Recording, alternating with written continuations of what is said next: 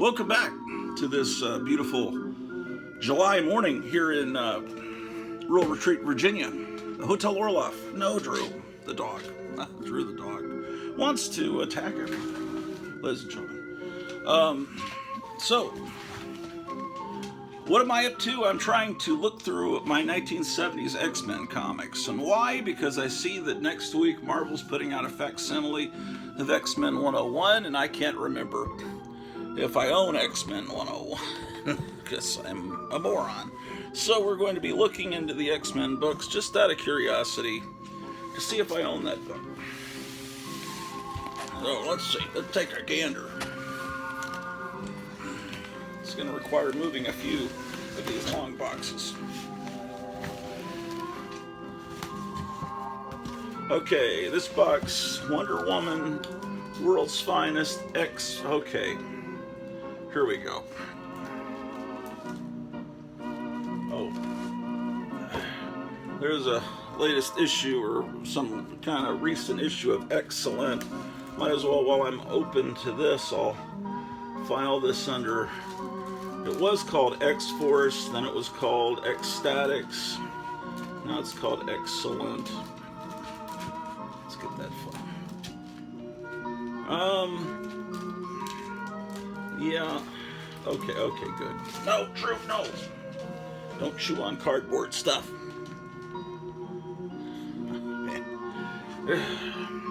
It never ends with Drew the little doggy, right, Drew? We're not going to spend all morning looking at X-Men comics, don't worry.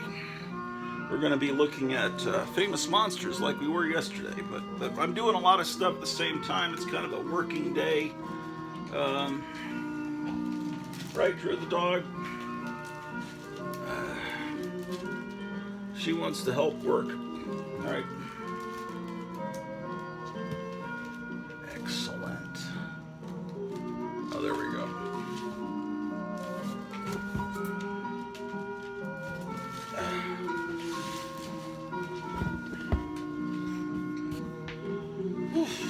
So, how are you guys doing on this wonderful Thursday morning? Thursday, July the 6th. This dog is just getting in between me and the boxes here. But I wouldn't have it any other way because dogs are wonderful. It's just, I don't want me looking at X-Men, man. Oh boy, Drew, you are something else, man. Let me go over her. Okay. 97. No, I don't have 101.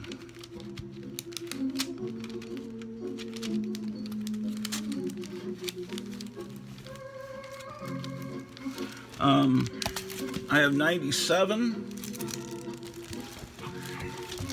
I have 99. I have 100. And then I have 103. 2 issues of 103 apparently. And then I skipped a 111 for some reason. And then 113. 114, and then from there on I was buying it every month. Roland Perry, a friend of mine in 5th grade, that was the 75-76 school year. We were living in Tacoma, Washington. He told me, you need to buy this new X-Men comic, and I said, yeah, sure. And I didn't listen to him. If I'd listened to him, I would have been buying it right from the very beginning, the new X-Men. But I didn't listen to him, and a few months later, I don't think it was really until we moved back to Texas, I started buying it with issue 97, and I wish I'd listened to him, but sometimes you just figure, yeah, right. Oh well. Live and learn, I say. My philosophy as far as comics go is always buy what you like, and eventually, you'll stumble into something valuable. Been changing things around. I put this Space Stories thing up here next to Planet Stories, and then I'm gonna hang this mod Go-Go Witch up above this guitar playing skeleton up there to fill in the gap, because, you know, in a comic book room, a man cave, you're not supposed to leave too much space. It's uncouth. And I hung up this Jack Nicholson Laughing Joker ball here. And what else we got here? I've been making changes gradually. Well, here's my Star Trek jet tracer gun. I'll have you know.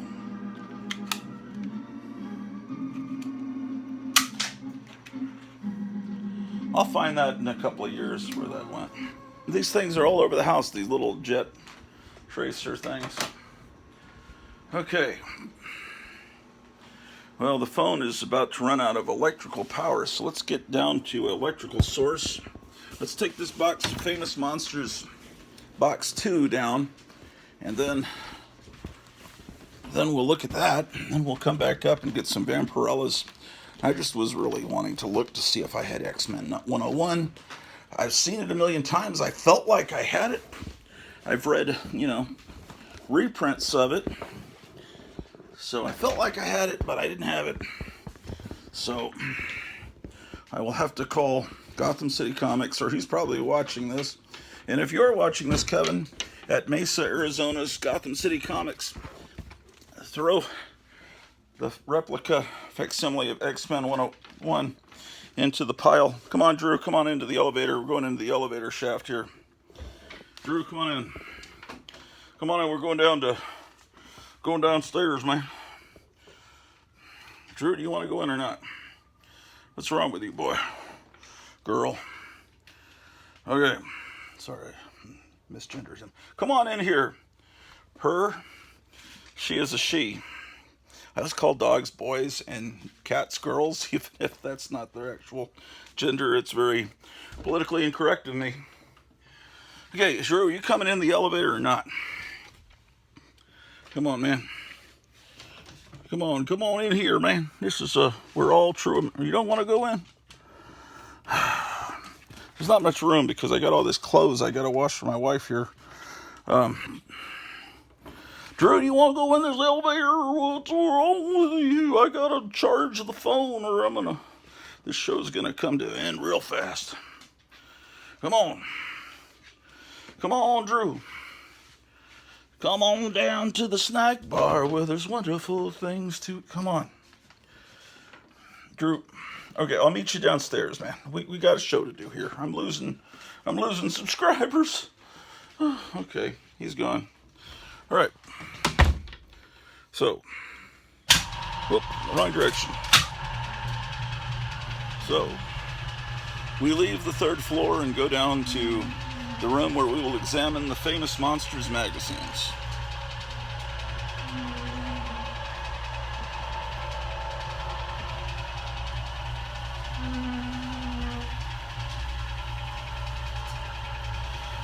So, Christmas. It's wonderful that we're only 6 months away from Christmas, ladies and gentlemen. Okay, next floor, the main lobby of the Hotel Orloff, ladies and gentlemen.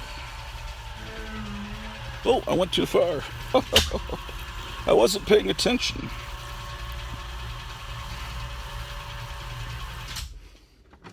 I gotta pour myself a drink, ladies and gentlemen. Just had breakfast. It's early morning here. Let's get charged up, man. Oh,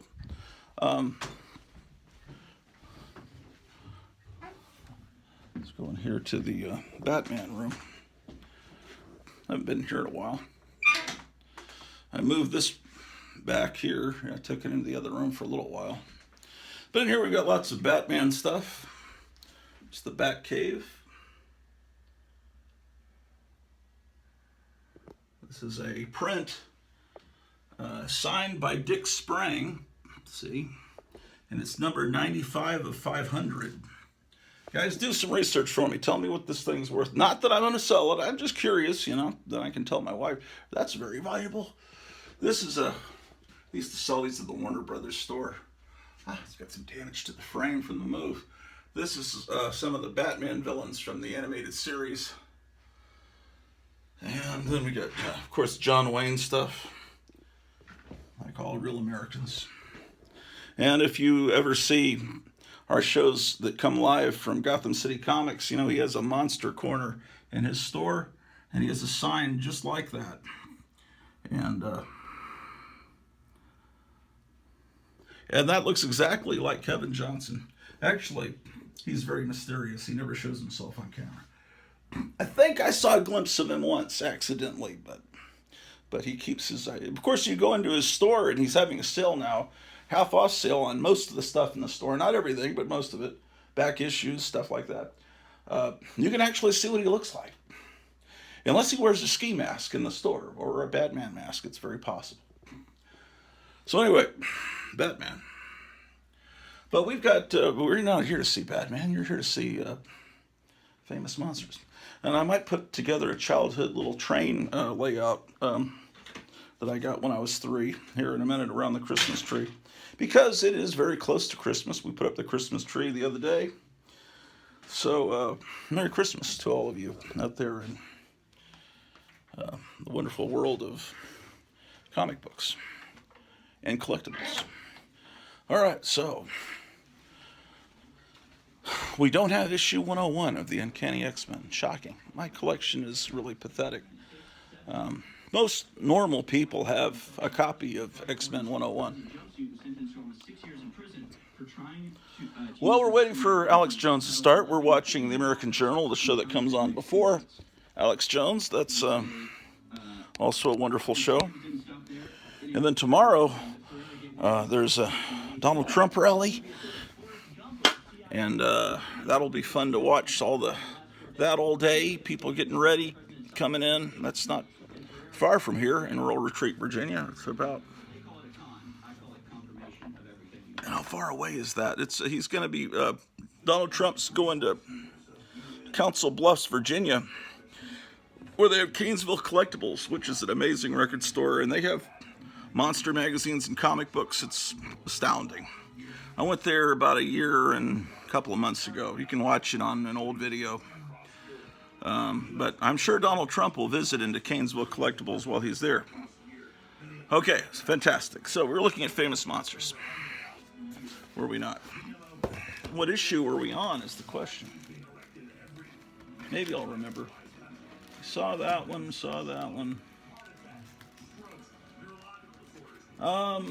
Yeah, we saw that one. Let's pretend we started with this one. I think we've seen this one too. Yeah, we did. That's the Fly on the cover of that. Well, I've got 2 copies of that beautiful issue. This is from January of '74, I believe. Oh, yeah. We saw these. Remember I showed you this? That I said I traded in 3rd grade another kid for that, or 4th grade maybe? Yeah. Okay, this is probably where we got to. Westworld, where nothing can possibly go wrong. This is the original Westworld, not that TV show, which... The TV show seemed like it was pretty good. Then it got like unnecessarily complicated, and then it got really perverse. You know, it's like all of a sudden it turned into Caligula, and it's like, yeah, I've got 2 copies of that. Mask of the Red Death. And, oh, beautiful. Here is that beautiful King Kong cover. I got another copy of this from Gotham City Comics so I could display it behind the action figure that may still be available at Target, but you shouldn't shop at Target. Get it online from somebody. They put out a King Kong action figure that was painted like this. Now, Basil Gogos, one of the most famous cover artists for famous monsters, he just passed away a few years ago. He would paint with different light sources. See, you've got one like a yellow light here and a green light hitting him here and a blue light coming that way, a red light coming up this way, and just amazing. Look at that, man.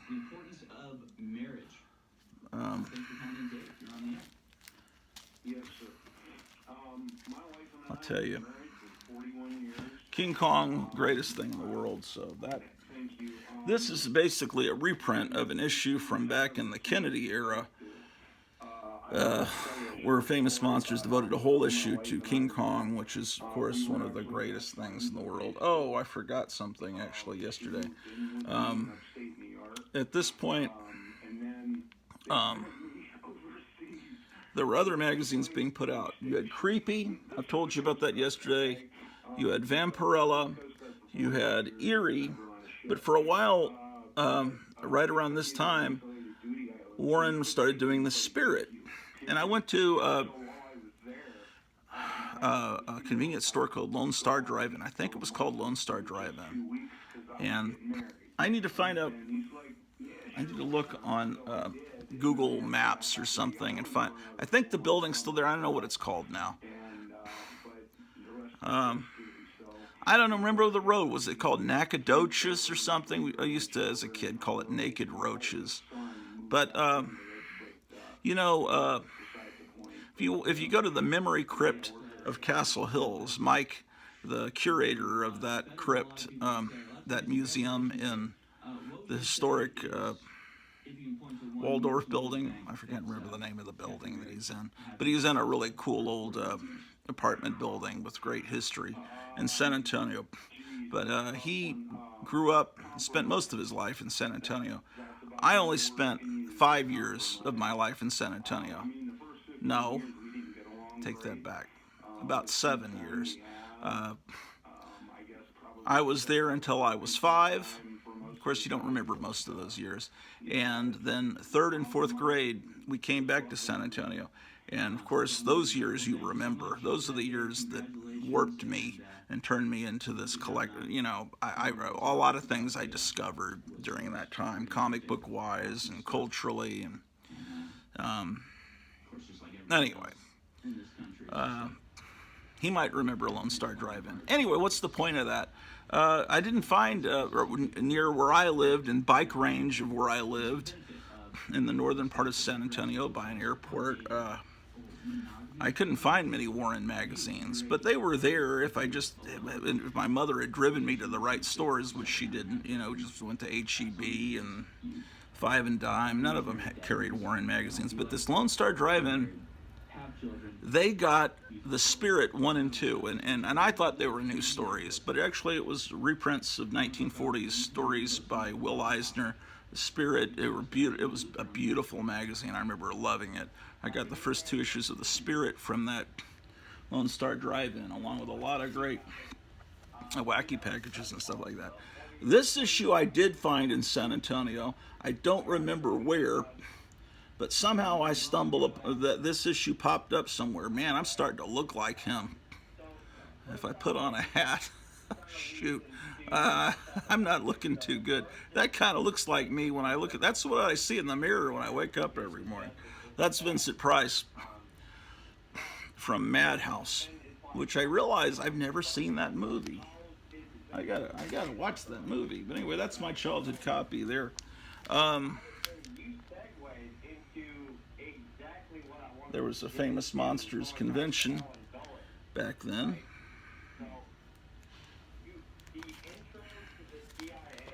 Oh, this issue. This issue was in my 4th grade class. I don't remember what the name of the teacher's name was, but the teacher had some books for kids to read after class. But he'd torn the cover off of this issue. But it was everything but the cover. It was this issue of Famous Monsters. And they're picking up the trash, and the dog is mad. The other book that he had out was the first appearance of the Punisher in The Amazing Spider-Man. He had that and this issue of Famous Monsters for us to read. Obviously, it was a male teacher. Most women teachers wouldn't have picked those particular books. You know, a guy, with a skull on his chest a sniper on the cover of a Spider-Man comic and an issue. There weren't any photographs that had been released of what Linda Blair looked like in The Exorcist, so Basil Gogos had to go to the theater and kind of just remember. That looks a little bit like me too. Let's see, can I? Man, getting old is bad. All these monster covers start to look like you. I have no idea what I'm talking about. I'm worse than Joe Biden. God bless the Queen, man. What am I talking about? Why am I talking? Oh, yeah, in order to do the painting and scoop everyone, they didn't have any photo references, so he had to go to the movie and maybe do sketches in the dark or just remember. And anyway, that's his memory of what she looked like, not based on photo reference. How about that? Okay, so, and then the last issue in this particular box is issue 112. 1974. I did a painting like this once from the same photo.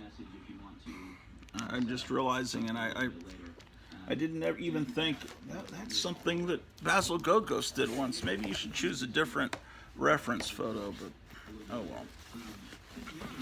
I gotta take this stuff back upstairs. I'm starting to develop this big tall pile of comic boxes. I've got Archie, I don't want to get you guys sick. Archie comics, Gold Key comics. And I also don't want to like sneeze onto the camera. Imagine if I did that. That might go viral. No pun intended. I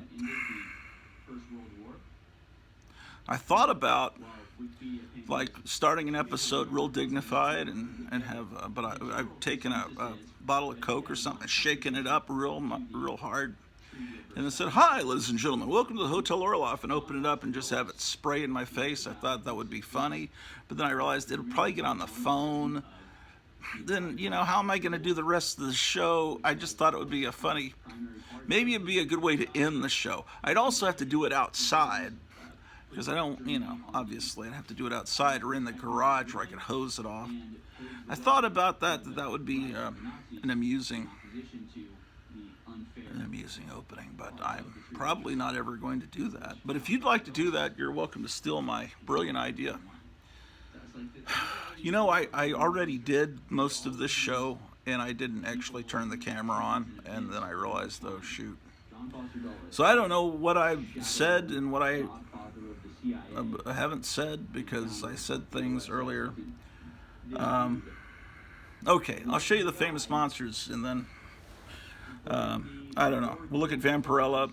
Someone in the comments said, "I can't wait till tomorrow for you to show the eerie and creepy." But I thought I just showed eerie and creepy like 2 weeks ago or a week ago, but I can show them again if we've got viewer demand, because there aren't many people that watch this, and it seems like I'm getting fewer and fewer viewers. That's because I put up too many episodes, I think. People just don't have the time to watch them all, and they just say, "To heck with it." I think that's the problem. But oh well. I just feel like I'll share everything I'm doing.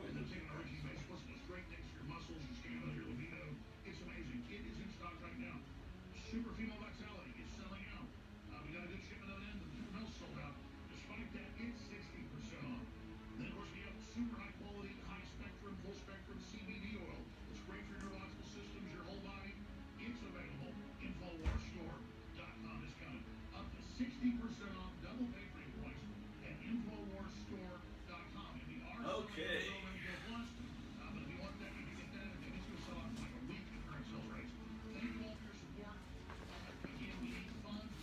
I'm going to get a drink real quick.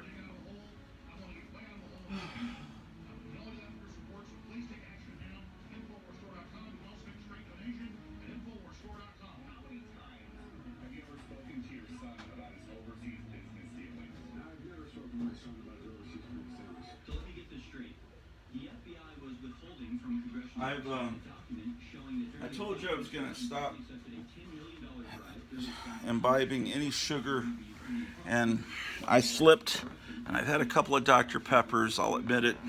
Yesterday I had a vanilla shake from the local Dairy Sweet. That's what it's called. It's like a Tasty Freeze used to be like. It's a place that's been there since the 50s. So I slipped, but this thing doesn't have any sweetener, any sodium, 0 calories. It's La Croix.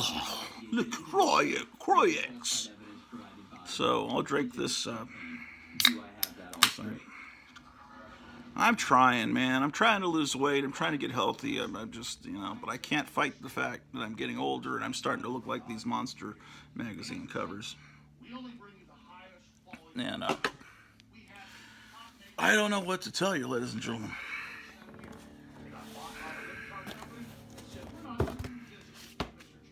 Famous Monsters Box 2. 113. Still looking beautiful. It's a few years later that Famous Monsters starts to take a nosedive and then finally gives up the ghost in the early 80s, along with the whole War in Line. This one is, this used to be a very valuable book. It used to be, in the 90s, you couldn't touch this book for under $100 because of all the kaiju collectors, the people that collect kaiju is Japanese for monster, giant monster, or something like that. And this cover's by isn't this cover by Ken Kelly, the same guy that did the Kiss album cover paintings. Anyway, Kevin was showing some of these one time, and a bunch of us were, on there live, and I said, "Oh, Kevin, that's because I knew I already had it." I said, "That's a pretty valuable book there," and I didn't realize that Captain Strangelove was wanting it, and I went, "Oh," and he was saying he was kind of not too happy that I was alerting him to. And I said, "Oh shoot!" And I looked it up, and it was not that valuable anymore. It used to be though, so I then, whew. Yeah, well, I didn't realize. Sometimes got a big mouth. They say the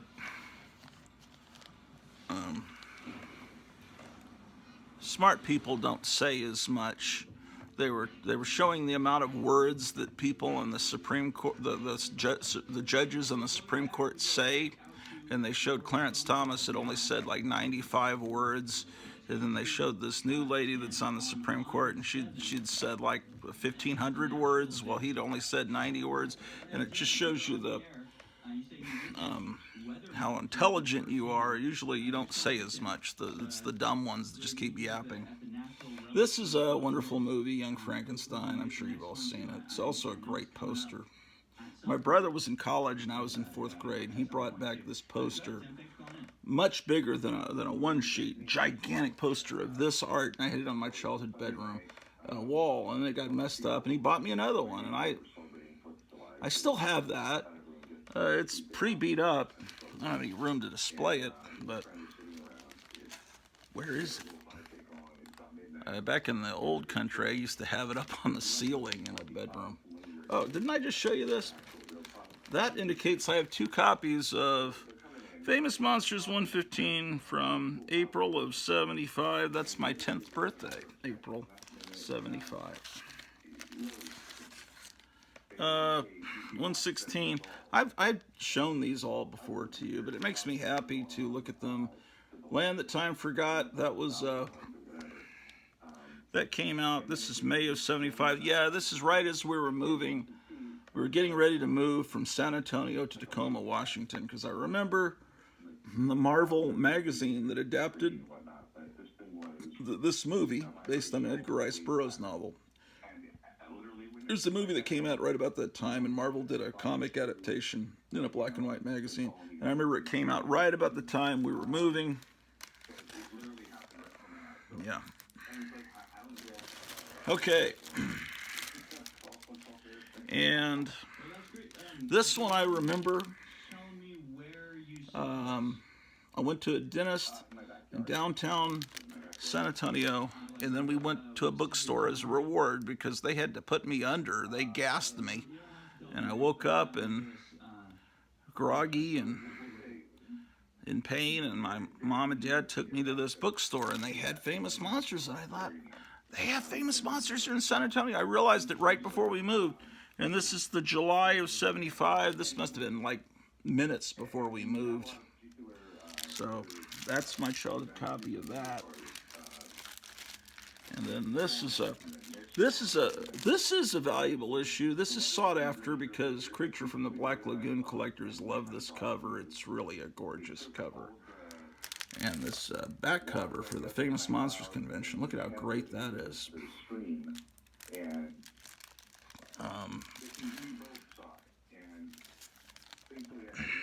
Okay. We're up to December of '75. I'm missing a few issues, looks like. So this is when I was in Tacoma, Washington. And I think I only had one spotting of Famous Monsters during that time. I laugh because this is the giant holiday issue. And look at this Christmas cover.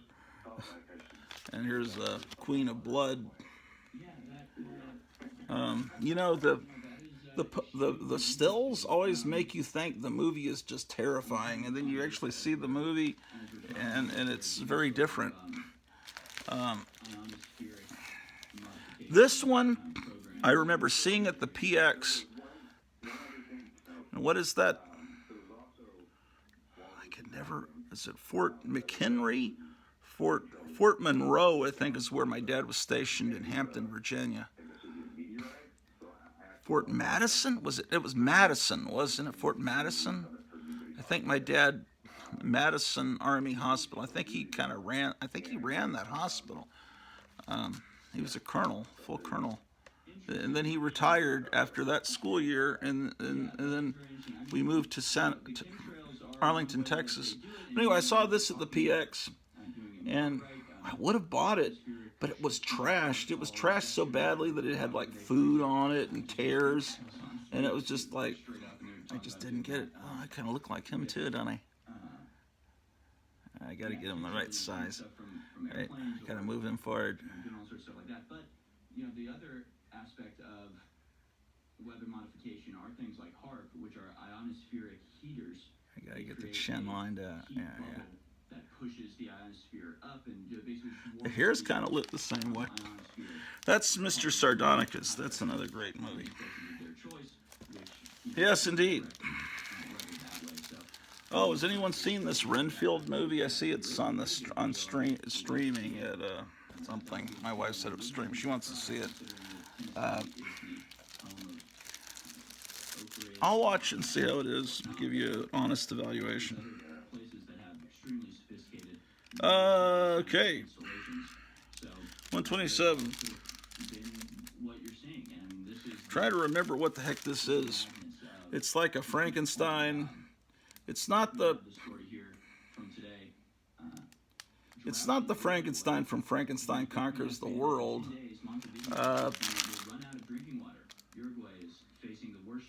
I don't know what that is, but it's kind of looks like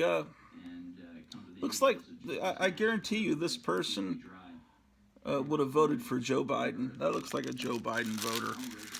Because there actually were a few people that actually voted for him. I mean, not 80 million, obviously. You know, we're not supposed to say it, but you know. Okay, this was a wondrul thing. September of '76. Okay, so we moved to Arlington, Texas, and I go to this mall called the Forum 303 Mall, and inside of it there's a bookstore called Century Bookstore. And the 2 years I was living in San Antonio, I couldn't find Warren magazines hardly ever. Then we moved to Tacoma, Washington. I only saw that one issue of Famous Monsters with Mr. Sardonicus. They just weren't there. And we go into this mall. We eat at this cafeteria called Piccadilly Cafeteria, wonderful food.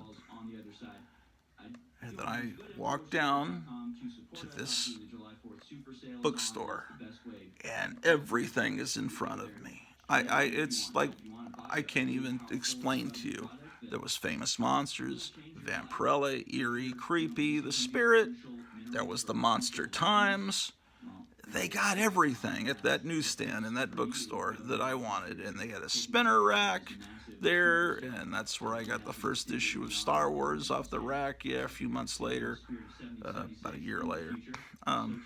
Anyway, this is the first Famous Monsters I saw there, covering Food of the Gods. I think Horror Mike just did an episode on Food of the Gods. I haven't watched it yet, but it was.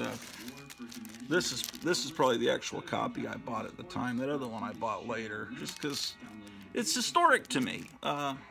This Famous Monsters came back into my life, and now I knew I was always going to have a source of Famous Monsters, and I didn't have to get it approved by my mom anymore, because it was just, you know, I was a little bit older then. I was, 11? I don't know. I could just buy them. 28. So here, yeah, I have the next issue, 129, with Future World, because that summer, biggest issue in 18 years. It does feel a little thick. That summer of 76, there were two big movies. There was Logan's Run and there was Future World. And at the Six Flags Mall Theater, it was a twin. It was two theaters. They had Logan's Run on the left, Future World on the right. Of course, Logan's Run was a much better movie. And then the next year, the summer of 70s, that was the summer of 76, summer of 77 is when Star Wars came out. So I have actually two copies of that issue. How about that? Oh, I'm taking it back. I have three copies of that issue. Oh, look at this Frankenstein. How about that? I guess I have four copies of that issue. What? All right. The next issue, 130. Oh, I've talked about this before and discussed it with Meyer Greenblatt. These shirts that they're advertising on the back, I saw them for sale at Montgomery Ward, right across from a little fountain, right across from the Century Bookstore. There was Montgomery Ward. It had all of these. They looked uncomfortable to wear. I didn't get any of them. I don't know what would have happened. I mean, if I'd worn that to my 6th grade class at South Davis Elementary, I don't know what the teachers would have thought. I guess the covers are... but they're made out of... it says... are dyed into durable polyester and cotton. They all carry the famous wear-dated warranty that means total washability and long life. Anyway, they were very uncomfortable material. Polyester, I don't think they use polyester in clothing anymore. It was just, it seemed to be ubiquitous in the 1970s. Ubiquitous is a fancy word that eggheads use to say, you see it everywhere. Like, Walmarts are ubiquitous in small towns. You know, normal people just say Walmarts are everywhere. Or Family Dollars, Dollar Generals. Yeah, Dollar Generals are everywhere. And they say ubiquitous. You know, so. You might know the words, but sometimes you realize, would it really behoove me to use such a big word? Because it just... My wife uses the word sanguinary, and every time she uses it, what does that mean again exactly? You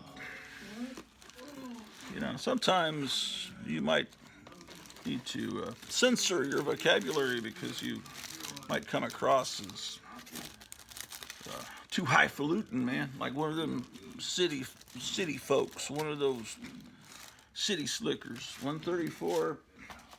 Okay, 130. Oh, I missed some issues, man. What?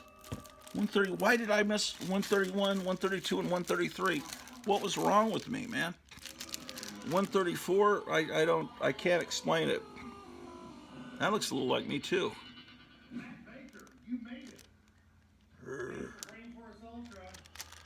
This is Why did I miss those issues, man? I got to figure this out.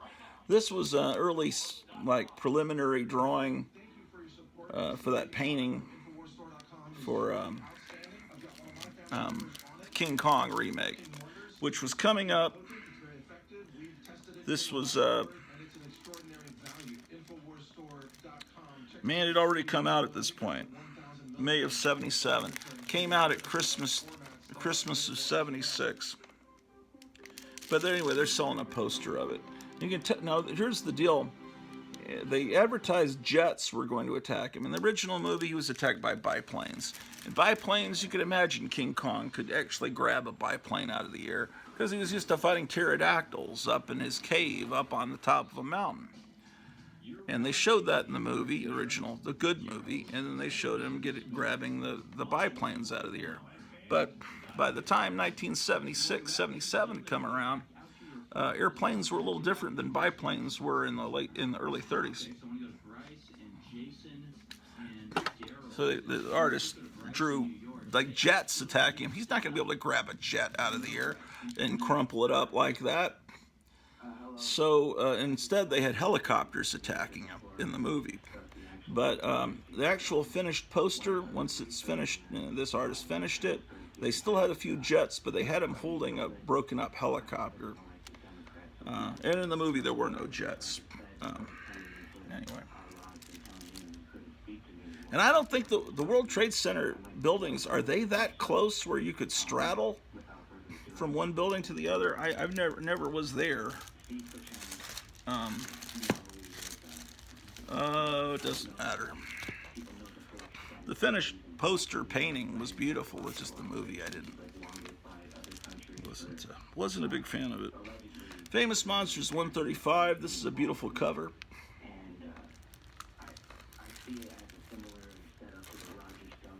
I'm just disturbed why I'm missing those issues. I wonder if I bought them and they're just somewhere else. Okay. Here we are going into the summer of '77. This movie was the new Ray Harryhausen movie, and it was the one a lot of people were excited about. And then Star Wars hit, and then everyone kind of forgot about this movie. And the next issue is, of course, 137, and this is when Star Wars hit. And you see, you can make an argument that two of those are monsters, possibly, but there's no monsters there. Oh, look at this, the giant spider invasion. I was so close to moving into Bill Rebane, right? That's his name, right? That he was selling his giant house that used to be a restaurant, and he used it as a movie studio too.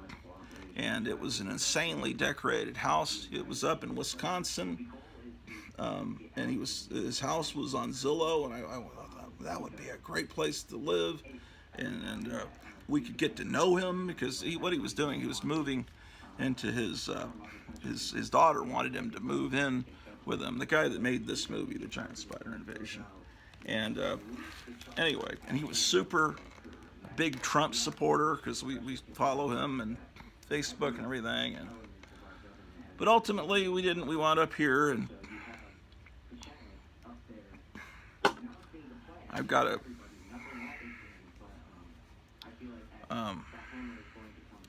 to make some changes in this place to make my wife fully happy. She wanted a tub, and this old hotel doesn't have a tub, and I don't know how to install a tub, and so we've got to buy a tub and get it installed. And we've got some. We're not doing too good. We've got some debts to pay off. We've got the house is fully paid for, but we got to. So if you want me to do a painting for you, I'll do a painting for you for $100. And if you want to order copies of the Tomb of Terror for $20 postpaid, I'm just trying to get some. And you could order it. Kenneth Weiner, PayPal at Kenneth Weinert, KENNETHWEINERT. That would be fantastic. I've got Anyway, this is the next issue. You got a cute robot on the cover. On the back, there Warren's advertising. They have a one-shot out Star Wars Spectacular. Now, obviously, it's wise to cash in on the famous monster, on the Star Wars franchise. I mean, Forrest J. Ackerman, who edited this magazine, was a big science fiction person, and Star Wars isn't really a science fiction movie, it's a fantasy movie, but he was really into it, obviously, and the kids were buying anything with Star Wars on it, me being one of them. And there was an explosion of magazines, not monster magazines, but space fantasy magazines. There was Fantastic Films, there was Space Fantasy, Space Star Odyssey. There were so many different little magazines that were being cranked out. But you see what's going on? There aren't monsters on the cover anymore. And then they're still advertising the Star Wars Spectacular. And then, 140, okay, well, you got Frankenstein back. But look, Star Wars is almost, at the top, is almost as big as the famous Monsters logo. It's almost like, if you're on the newsstand and looking at through the magazines, it looks like, oh, it's Star Wars magazine. Oh, it's Famous Monsters.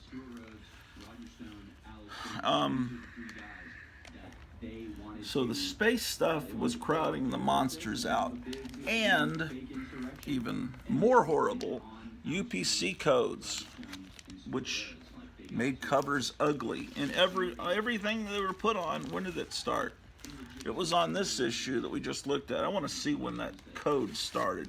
It's like the code, it was on, the code started right when Star Wars hit. Maybe I'm stumbling onto some conspiracy. It wasn't on the first issue. It's like started with Star Wars. I'm starting to put two and two together. I love Star Wars. This first movie and Empire Strikes Back and Return of the Jedi wasn't quite as good, but they were a great trilogy. The first two were fantastic. The third one was really great, and everything else, I just pretend it doesn't exist. But Star Wars, the Spider-Man TV series with Nicholas Hammond being disappointing, the UPC codes, maybe it was 1977 that destroyed the world.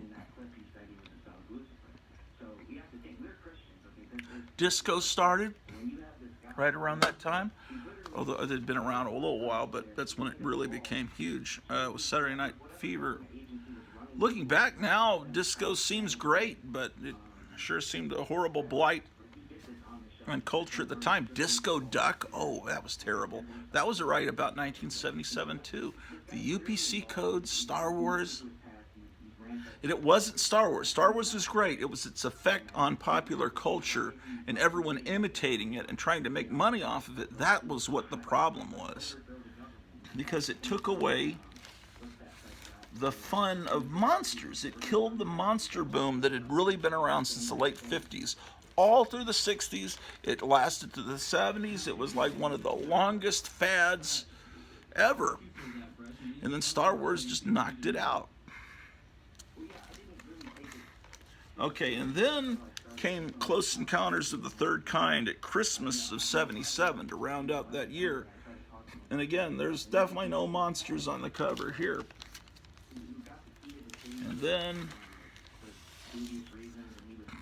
the next issue is a gigantic 20th anniversary issue, because Famous Monsters started in 58. So, but notice it's Darth Vader on the cover. You got Close Encounters, Star Wars, Alien Invasion, and then on the back they're advertising this one shot with Close Encounter. Now that was a significant thing. He got this picture of the alien that you have to wait till the end of the movie to see the alien, what he looked like, and they put it right on the cover of their one shot promoting Close Encounters. I bet that sold really well. I bought it. Okay. It was just starting to... No, an actual monster's on the cover here. But the UPC code, oh, it's so cool. You guys are used to it, you youngsters now, but... Okay. 144. It's okay, you got a picture from the Mummy, but we're used to not just a still from an old movie. We're used to Basil Gogos taking a still and turning it into a wonderful, colorful painting. And then you got like 500 free prizes. Then the UPC code. It's just starting to look trashy. It's like maybe the art director. They had a different art director or production designer. Something just seemed off. That's a great cover, I have to admit. The Incredible Melting Man. But again, they have all this tacky a Super Star Wars contest. And they're still sawing the Close Encounters thing on the back. Used to be all these monster pictures on the back. But whatever. Okay, what do we got here? Oh, that's Bob Larkin. Bob Larkin did this cover. Bob Larkin did a lot of the Marvel magazine covers. So this is starting to look like a Marvel magazine. Star Wars. And then you got Jaws versus 8. Famous Monsters is now tiny. It's like they're embarrassed by that. It's like you would think this is Jaws versus 8 magazine. So Jaws was still popular. I think Jaws 2 had come out at that point probably. But this was some King Kong knockoff. I think was it Ape, like with little stars in between A, P, and E. I don't remember. It was like a Korean movie or something where they had a shark fighting a giant Kong type imitation, and that's what that's about. And they've got an interview with Christopher Lee talking about Star Wars, which is ironic because Christopher Lee was later in Star Wars when he was very old and in a terrible Star Wars movie. But I will say the one thing about that is George Lucas putting Christopher Lee into the Star Wars prequels worked with the fact that Peter Cushing had been in the real Star Wars movies. But then they gave him the stupidest name, Count Dooku or Count Dooku or something. It's George Lucas. It's like when you get older, you're not as... George Lucas had little kids or adopted kids or something, and he was having them name the characters in his Star Wars prequels. It's like, what should this character be called? Little Bobby? Let's call him Doo-Doo. Poo-Poo. His name should be Doo-Doo, Poo-Poo, Cuckoo. And all the names are really stupid in the prequels. What was the name of the little weird alien that everyone hated in the episode 1? Can't even remember, with the floppy ears. Can't remember. Okay, so it's just all of this enter our Star Wars $1,000 contest and the UPC code, and that's a good painting though of the Tusken Raider.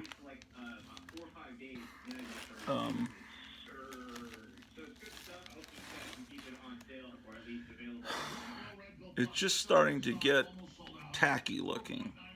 It's not a painting. It's that, I think this was a poster of Darth Vader you could get back then. It looks like you got Darth Vader in bigger print than Famous Monsters. It's like 250 Darth Vader poster prizes in our new contest. It just you can tell that Star Wars had basically killed this magazine, and it looked like they got a new. I could look in the inside and see if the editorial, see if some new production designer was designed, because that cover's not good either. Battlestar Galactica had come out at that point, so it looks like Battlestar Galactica magazine. Famous Monsters logo is tiny. Everyone thought that was going to be a big deal. See on the back, they're just selling Star Wars, and I guarantee if you open it up, the Captain Company ads are all going to be pretty much Star Wars related, most of them. Now, there was a remake of Nosferatu that came out with Klaus Kinski. But all it is a photograph, and they just kind of gave it some color. It's just not the handsome, beautiful magazine that. And then Doctor Who. I'm sorry if I winced. I know a lot of you like Doctor Who. I don't know if I like Doctor Who. Doctor Who, I don't think I've ever watched an episode all the way through of Doctor Who. It was always something I heard about as a kid. I saw Doctor Who and the Daleks, which I think is pretty much nothing to do with the TV series with Peter Cushing, the feature film. Then Marvel put out a couple issues of Doctor Who, and they were pretty good. When the show finally came on television, man, I was probably in college, and it just looked terrible because it was shot on videotape. I just didn't get into it. But then I would hear people talking about it, like Harlan Ellison. I think it was Harlan Ellison that said it was the best show on television. I thought, well, I respect his taste. Maybe it is good. I need to give it a shot. But they always played it on Saturday night on Channel 13, PBS, where I was living in Arlington, Texas. Saturday night in college, I was out hanging out with friends. This is when Alien came out. In Star Wars 2 magazine. Oh no, I'm sorry, it's Famous Monsters. So they didn't know it was going to be called Empire Strikes Back at that point. Oh, man, I got to show my wife this movie. Well, one thing, I need to show her Alien. She's never seen Alien, but this movie here, I've been trying to find it to show her. Time After Time.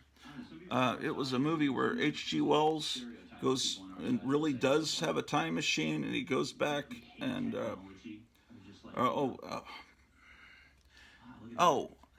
he hangs out with a bunch of buddies, like I don't know if they're Masons or something, but one of his buddies turns out to be Jack the Ripper secretly, and he jumps in H.G. Wells' time machine and goes to present day New York in 1979, and H.G. Wells has to follow him and chase him and deal with all that.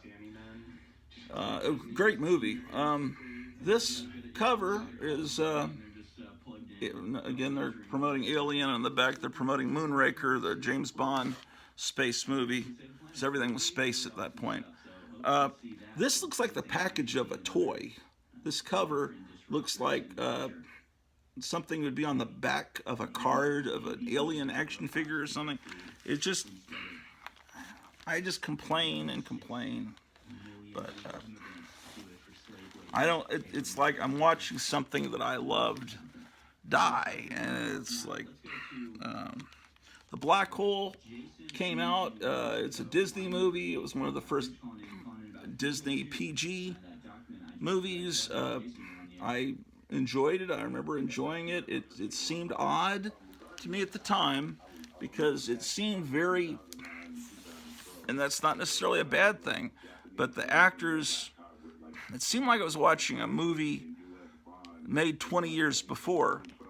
You can just kind of tell it doesn't look, the actor there doesn't look 70s. It looks very, here's a James Warren editorial, Never Again. This is after the hostages were taken.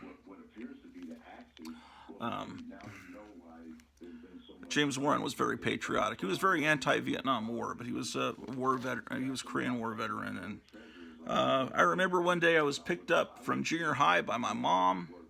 Was that 79, I think? Yeah, right about the time of this. This is April 1980. Oh, okay. I was picked up from school by my mom, and on the way home she said they took all these hostages over in Iran, American hostages. They took over the embassy.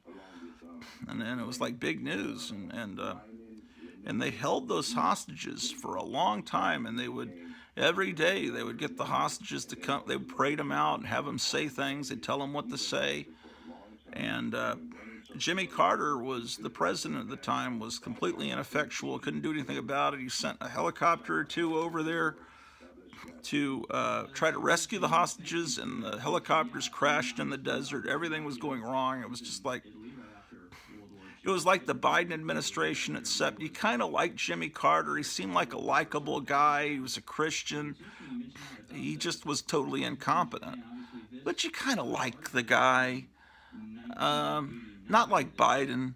Biden's been a demonic idiot since in his entire life. He's always been a horrible, awful person. His whole family is awful. He's just despicable. And now he's old, and you feel like we're making fun of him because he's old, because we're terrible people. No, he's always been terrible. And but Jimmy Carter couldn't do anything about it. And then Ronald Reagan got elected, and they over there they said, "Oh shoot, this guy's not going to be like Carter." And the day that Reagan actually was sworn in, I think, they released the hostages. They said, to heck, they let him go. Or maybe it was just a way to stick it in the eye of Carter. But anyway, the editorial reads, "Never again," an editorial from James Warren, President, Warren Publishing Company. And then at the bottom it says, "Copies of this editorial are available at no charge. Please send your request to publisher, Warren Communications Corporation, 145 East 32nd Street, New York, New York." Okay, it says, "Only once before in the 22-year history of Warren Publishing Company have we run a political editorial. That was back in 1972 when we published a series of full-page statements urging our congressmen to stop the Vietnam War. Now, 8 years later, we feel it is time once more to express an opinion. We think it's important to Americans, to our government, and to the rest of the world. The above picture, taken by photographer Kava Golistan for Time magazine, shows two Iranians using our American flag to haul a load of trash from the occupied U.S. Embassy in Iran. At the time this editorial was written, late November, Iran's leader Ayatollah Khomeini is threatening to kill 50 captive American hostages if the U.S. intervenes militarily to save them. Our flag is being used to carry garbage by arrogant mobs shouting death to Carter. We, of course, have no way of knowing the status of our hostages when this magazine goes on sale late in January. But we do know how we feel about anyone or any mob or any country's lunatic leader threatening American lives or destroying American flags. We don't like it, and we won't tolerate it. We won't be pushed around. We won't be blackmailed by Iranian oil. We won't be threatened. Our American countrymen alive or Khomeini and his henchmen dead," is what it says. So he was pretty upset. And anyway, then Superman came out. Superman, a famous monster.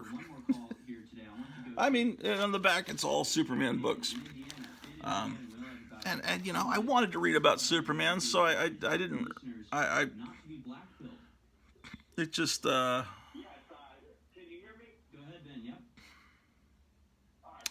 it's just I don't know, man.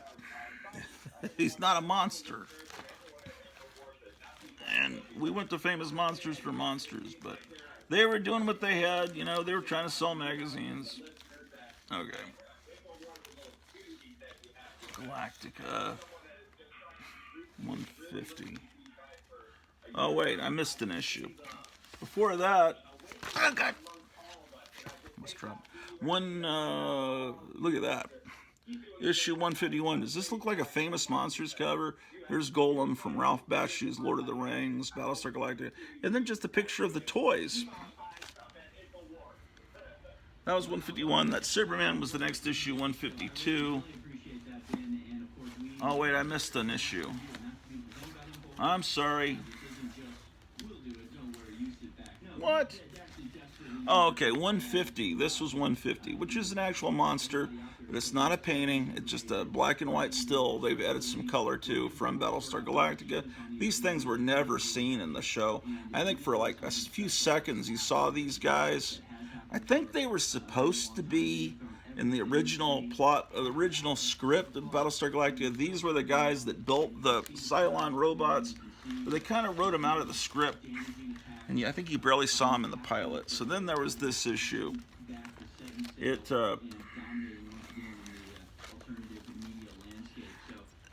was a good time. I'm not knocking it. I mean, it's Superman. What a great movie. But Famous Monsters was going on me, man. Right when I finally was able to buy it, and it was readily available to me, and I could find it at the newsstand in Arlington, Texas, it had to start getting bad. Almost, wish I'd been born 20 years earlier so I could have been buying up the really great stuff in the early 60s, late 50s and into the 60s when it came out. See, there's no monsters here. Well, yeah, I guess Frank Langella is Dracula, and I guess Jaws or Moonraker. I guess. Yeah, I guess Dracula's a monster. It's just... Alright. Okay, it wasn't until now that Star Trek finally got on the cover of Famous Monsters in the Black Hole. And you could, I don't know whoever bought these Battlestar Galactica jackets. That seems like a good way to get beaten up, wearing those to school. And then Meteor came out. What's on the back cover? Meteor, Meteor, Meteor. Oh, then 3 years have passed since Star Wars came out. Famous Monsters. Now that's pretty good. That's a pretty good still to use on the cover. Except imagine if it had been a painting of these guys. It would have been so much better. I don't know. Do idiots collect this particular issue because it's got Boba Fett on the cover? Probably. First appearance of Boba Fett on the cover of Famous Monsters. Okay. With issue 169, it's back to a Basil Gogos painting of... Okay, it's getting back where it should be. On the back, this Empire Encounters. Those are stories from Creepy and Eerie that had to do with outer space that they found that they could put together and turn into a one-shot. Okay, that's 169. Was that the final issue of Famous Monsters? That could have been, because that's the last one I had. But anyway, they stopped publishing Famous Monsters, and then... Wait a second. I need to do some research. I think Forrest J. Ackerman may not have been involved in those last issues. I think he might have split or been fired. Anyway, he was pissed off about something, and then after Famous Monsters stopped being published in the early to mid 1980s, there was another magazine that came out called Monsterland, and Forrest J. Ackerman put out that magazine, and it kind of used the same logo font as Famous Monsters, and it had Forrest J. Ackerman's Monsterland, but it didn't have really attractive production design on those magazines. It's like the real unsung hero of Famous Monsters is the person that made it look so beautiful. Anyway, at the end, what I do is I put the yearbooks at the end. And this is the 1964 yearbook.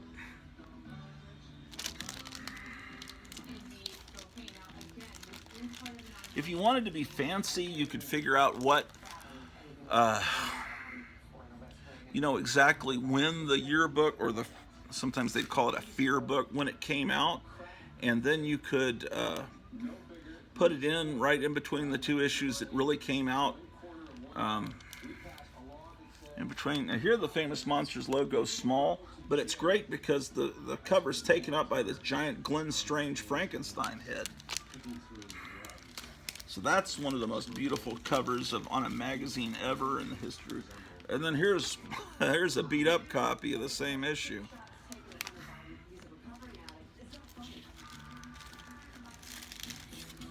Okay, this is the 1966 yearbook. And let me show you something. This monster gun machine that I've got here in the lobby of the Hotel Orloff, you can tell the artist was copying this cover. Oh, that looks a little like me too, doesn't it?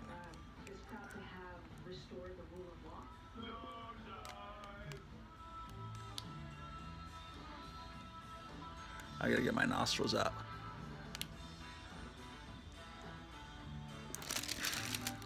Yeah, nostrils up. That wasn't Rusty Warren's line. She said something else.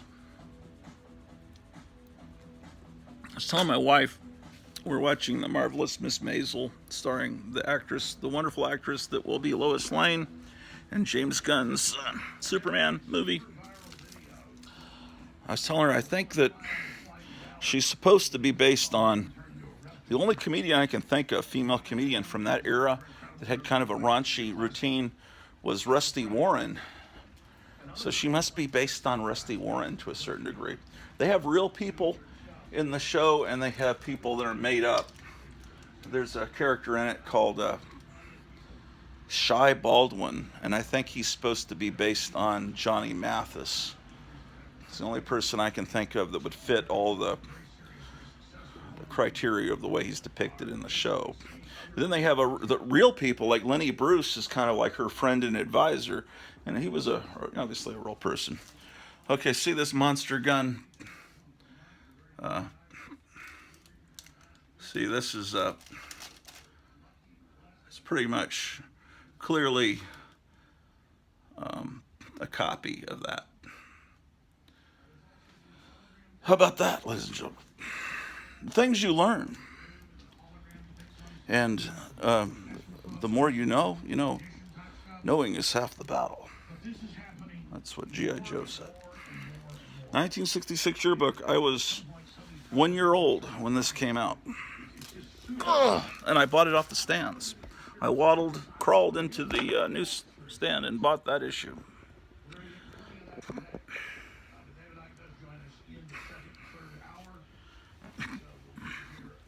Oh, he's going to have David Icke on today. Oh, man.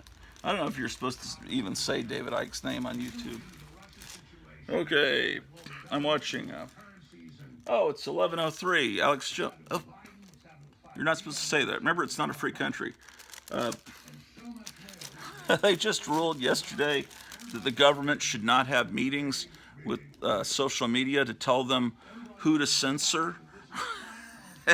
They said, that's dystopian. That's like a George Orwell book. And a lot of the mainstream media are saying, I can't believe this court ruling. Of course the government should tell the social media who to censor. It's like, what country are we living in, man? At least the courts are starting to crack down. Okay, I guess I don't have the 67 yearbook. Here's the 68 yearbook. Isn't that beautiful? Best issue ever. Do you see how great this is? And what I just showed you compared to that post-Star Wars covers? I mean, do you see how this would just take your breath away? I gotta get it just right. The lighting.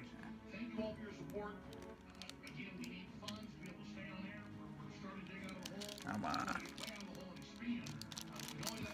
How do I do this, man? That light. That's, I guess, the great thing about getting old. Great, or I guess to me it's great. You look like a monster. Okay, Fear Book, 1970. Look how beautiful that looks. And what's on the back? A whole book about Prince Valiant. A little bit better time period. All right, what wonderfulness are we going to see next? The 1971 Fear Book with Christopher Lee playing Frankenstein's monster. Best issue ever. There were a lot of best issues ever. And then there was this one-shot do-it-yourself monster makeup where you could turn yourself into a weirdo. It was showing you how you could do this makeup on your own. And the tiny print, it says, famous makeup artist Dick Smith, who would later become more famous than just having his name tiny at the bottom. Dick Smith is the guy that did the special effects in The Exorcist, and aged Barnabas Collins in Dark Shadows, and aged Dustin Hoffman in Little Big Man. And look at these, this is He's teaching you how to turn yourself into these monsters with stuff you could find in your mom's kitchen. Or your birthing person's kitchen. I'm sorry, I'll be politically correct. This is Curse of Frankenstein, Horror of Dracula. This is a Famous Monsters spin-off deal from... Basically, it's these two movies turned into comic strips. So maybe you'd say it's a spin-off somewhere between Creepy and Eerie and Famous Monsters. Isn't that beautiful? Imagine if you saw that on the newsstand. And then the Mole People. The same thing. It's the adaptation of the Mole People movie. It was put together by Wally Wood. That's why you recognize Wally Wood's writing style there inside the balloons, and you recognize his sound effect there. And so he put all these stills together and designed it. Look at the original ad mat on the back. This is a wonderful magazine. That's the way to put text on a cover, on a movie film strip. It's far better than what we were seeing there in the 70s. Okay, this one's not bagged and boarded, so I can kind of show you what it looks like inside. This is the Horror of Party Beach, also done by Wally Wood. So you can welcome to a new kind of magazine, a photo story of teenage excitement, romance, and mystery. See the way horror is written? Very Wally Wood-like. If you ever remember monster stuff that he did in Mad Magazine, that's his monster style lettering. So it looks like this inside. It's a comic book with actual stills, and sometimes he would paint things onto the stills.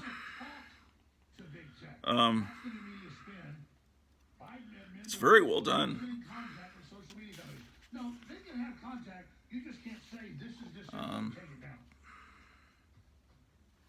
Here's a list of federal government agencies ordered to stop censoring speech. We're going to go over those for you.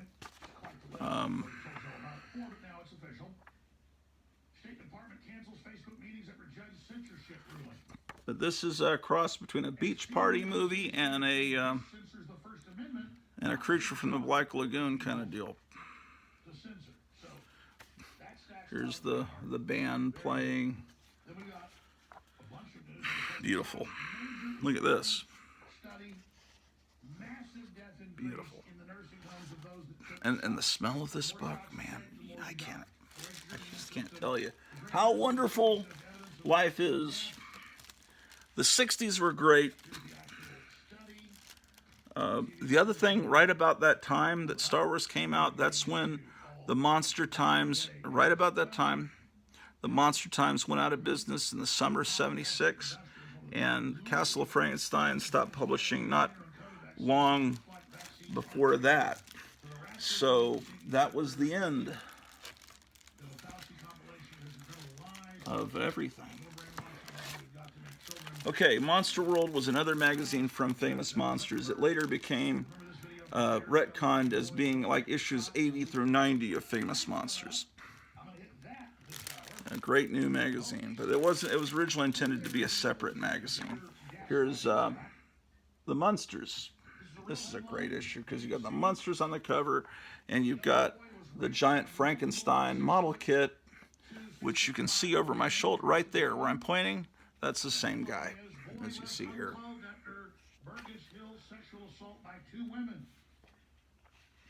And see, you're not seeing any Star Wars stuff. You're seeing wonderful... Oh, this is in really good shape. 8mm films you could get of your favorite monster films. You get a Venus flytrap. All this wonderful stuff. Mugs. These are masks. Oh, here's an ad for the Horror of Party Beach magazine we just saw. That kind of style of comic book, but with real photographs, that was kind of a European thing. When they brought it over to the States in the early 70s, they called it fumetti. which is an Italian word. Anyway, this is another issue of Monster World. There's masks on the back. So that was 1, 2, that's 4. I'm missing 3. I'm missing 5. Here's 6. 6 is probably the greatest cover, one of the greatest magazine covers in the history of mankind, right up there with the National Lampoon cover that said, if you don't buy this magazine, we'll kill this dog. I'm trying to think of other covers that were that will compete with that. Why don't I have issue 5 is the question. Okay, what's going on here? Here's issue 8.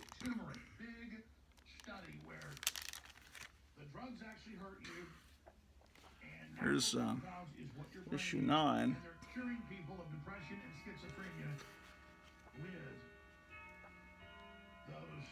Seems like Famous Monsters in the mid-60s, when the Addams Family was on television. Oh, and there's the Addams Family house on the back, model kit. They were mostly painted covers. Well, they have, in Monster World, they did some of that stuff too.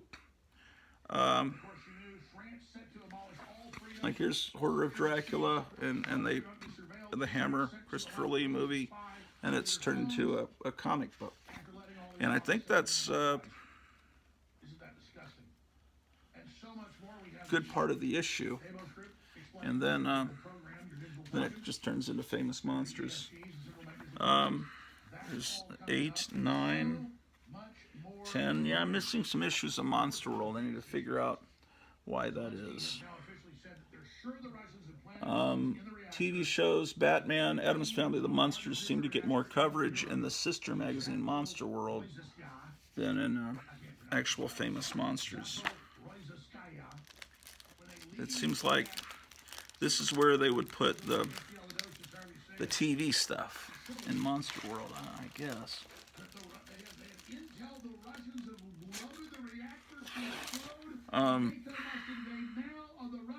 Oh wait, I do have issue 7. Here's issue 7. I have 2 copies of it. So 7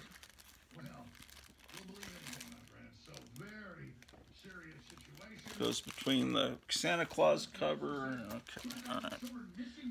There were 10 total issues. Here's 10. Okay, amazing.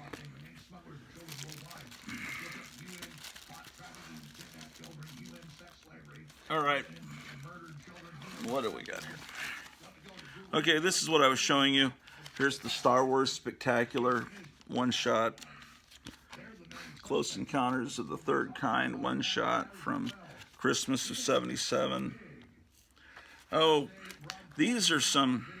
The rights to Famous Monsters is bought by some other people. This is issue 202. It's not a real Famous Monsters. It's made to look like the old Famous Monsters. That's 205. This is from a company called Dynacom. And then someone else bought the rights to Famous Monsters, and I don't know. I think someone's putting it out now. 207. I think. But the one to get now is called Monster Bash. That really has, to me, recreates the feeling of the old one. This is the best. This is when Forrest J. Ackerman came back and tried to do a new Famous Monsters, but it's called Forrest J. Ackerman's Monster Land.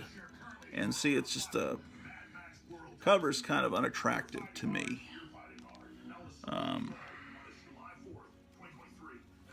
And also the way that the text is compared to the way the text used to be on the old Famous Monsters, it's just horrible. But it doesn't have the same production designer. So that's that. So I have 3 issues of his attempt to bring it back. Okay. So that's the end of Famous Monsters Box 2. Not a very stellar collection of Famous Monsters, but I did what I could over the years. Famous Monsters is something I dearly loved. I tried to buy it as much as I could. My mother held me back when I was a kid from buying it. My mother was kind of overprotective, I thought. Now I realize maybe it was great that she was that way, because her forbidding me to buy monster magazines when I was real little made them seem more fascinating to me. They were forbidden. And then so maybe if it wasn't for her, I wouldn't have this lifelong love for monsters as much. Her not letting me watch Three Stooges made me love them all the more. Friends in school, it's like, yeah, I watched Saturday Night Live on. It's like, how did you watch Saturday Night Live? That's on late at night. My mom made me go to bed at 10 on Saturday night. And a lot of kids, no, it's a Saturday night. I can stay up till 3, 4 in the morning if I want. But then their parents were of a different generation. My parents had me late in life. My parents were born in the late 20s, were in high school during World War II.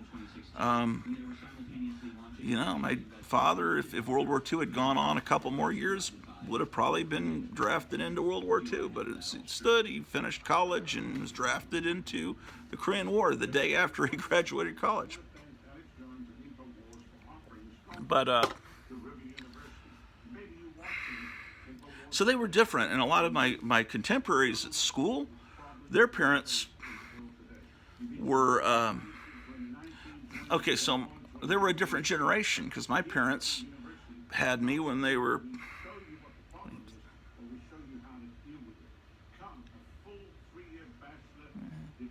like in their late 30s.